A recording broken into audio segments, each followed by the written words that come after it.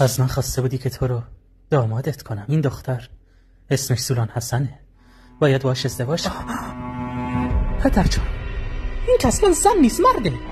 نه خیرم زنه. اگر واقعا میخوای ازدواج کنی این بهترین انتخابه. این زن مفته پسر.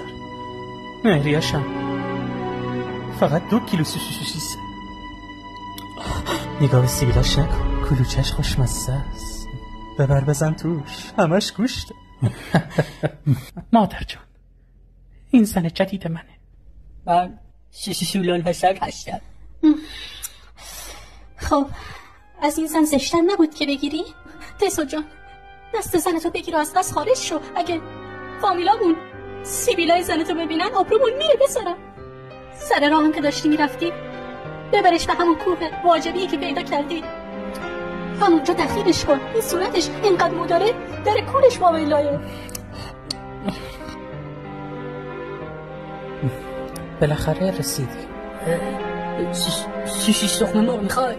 امیدوارم که دستپختت از قیافت خیلی بهتر باشه. من روی بهداشت خیلی حساسم، حواستو جمع کن. اصلا بهداشت خط قرمز منه. سوسیس تخم مرغ بدون دخالت دست. عجب رسمی